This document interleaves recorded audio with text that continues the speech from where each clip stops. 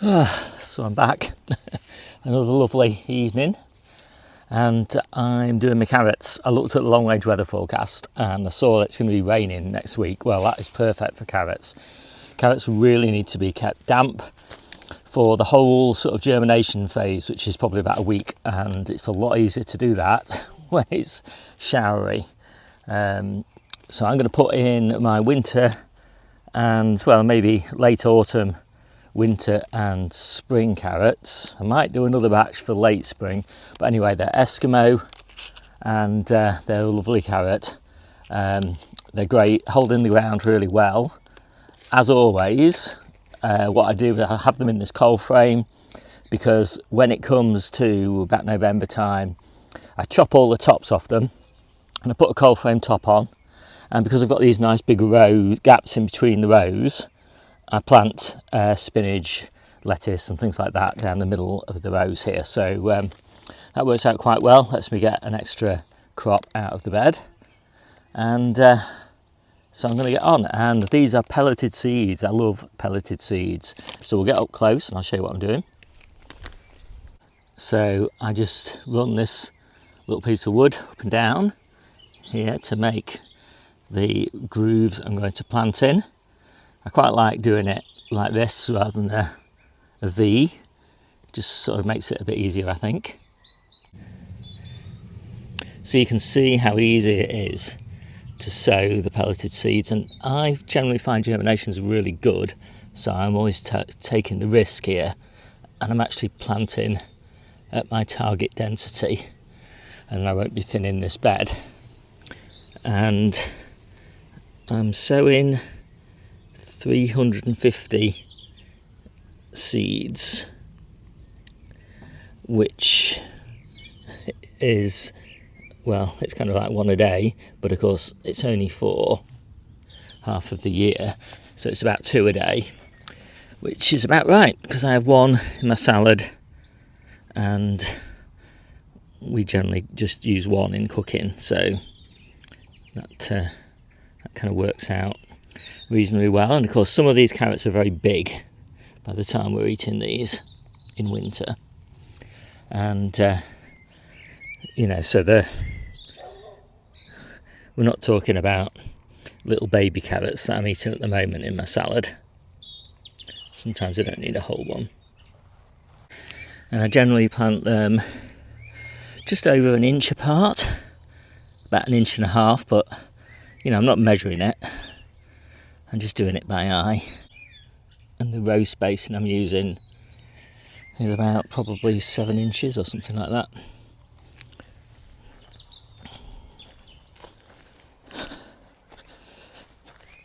Right, so that's all done. This is very much all your eggs in one basket sowing strategy, but I have done it many times before, and honestly it's always worked out fine. But the thing is, by doing it now, there is still time to re-sow if anything goes wrong. And yeah, as you can see, I'm just folding the soil in now and the drills. I don't subscribe to this sow radishes to mark your drills business myself. I don't see that offers any advantage other than disturbing your carrots when you pull the radishes out. But you know, obviously it works for some people, otherwise they wouldn't talk about it. But no, there's plenty of other ways to sow radishes. And it is now carrot fly time, kind of peak carrot fly time, when these will be germinating. So I will have a net on these, but I won't have it on straight away, because I find that it does result in the water kind of pooling a little bit in as the net sags, and that pooling can cause drenching of the carrot seeds. And although they like to be damp, they don't want water sort of dripping on them constantly all day long. So that That's the way I tend to do it. So I'll be putting a net on after the sort of rainy few days that we're going to have.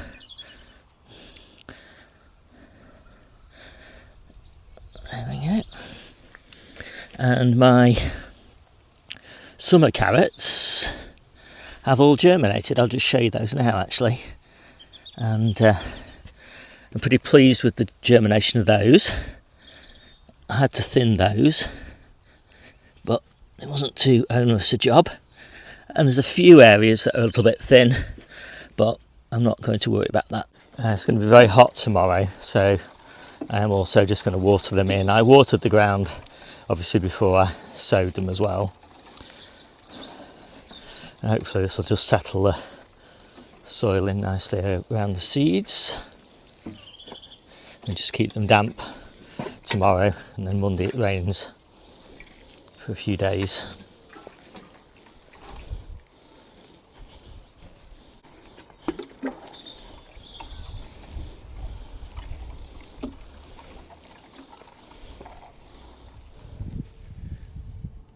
So I'm back now looking at these carrots, and I've got to say I'm pretty happy with the germination, but it's not perfect.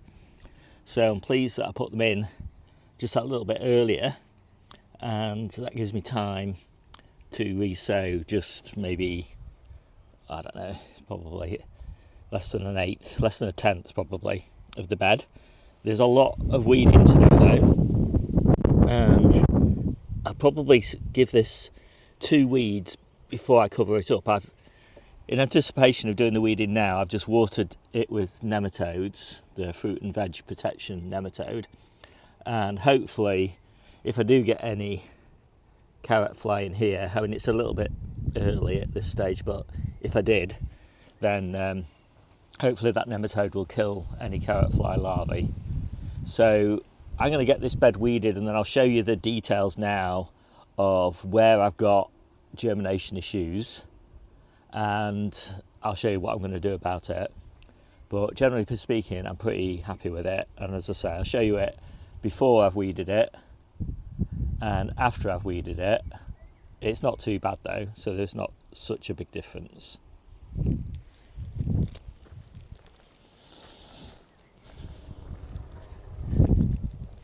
So I'm going to reseed just the way that I sowed originally, just with my little block of wood.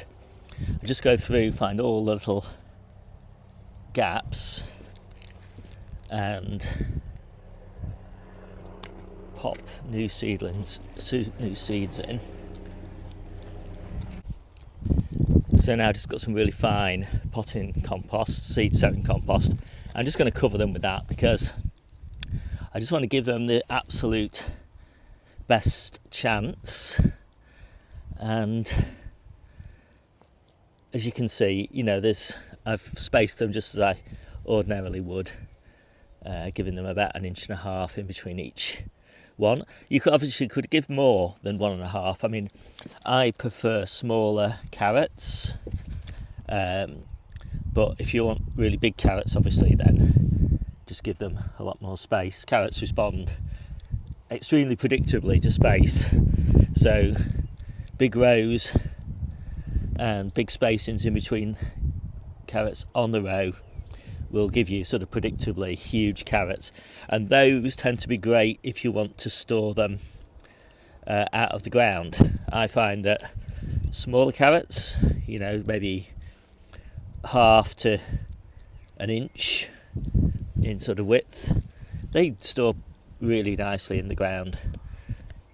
But if you're sort of harvesting them, storing them in sand, I think a lot of people prefer bigger carrots. It's just not as great a way of storing them, in my opinion. But then if you store them in the ground, you have got to keep them kind of fairly free of slugs, which for me last year was a real issue.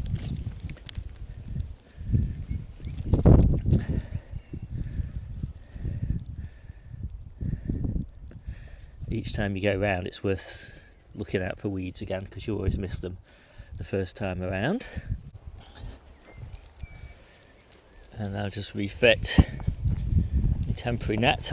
The only reason I use this temporary net is just because it's easier to sort of take this on and off whilst I'm weeding than it is my permanent net, you know. Once, because when I've put my permanent net on, I've got bamboo canes and everything in the way, so yeah, this just works really nicely for me. So these are the carrots we're eating right now, and as you can see, the odd one or two are going to seed. You can see that from these thick stems here, but most of them are still doing okay, and we've certainly been eating a lot of them over the last all through May. And these are my next batch of carrots, looking pretty good. And I will be watering these, even though they're high up here on top of my IBC tanks. I still water them with nematodes, belt and braces, when it comes to carrots, because they're such an important crop. Here's my next batch.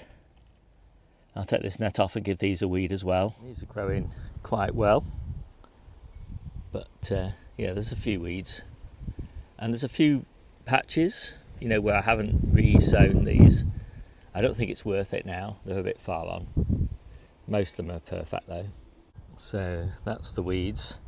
And when I look at the carrots that haven't germinated, it's pretty clear that a lot of, in that area, the ones that have survived, like this one for example, they look like they've been eaten by slugs and snails. So that's probably why a few of these gaps have arisen.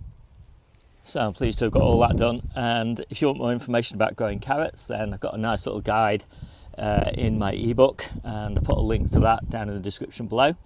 Other than that, my name's Steve, this is the Seaside Kitchen Garden and Allotment channel, and I'll see you soon.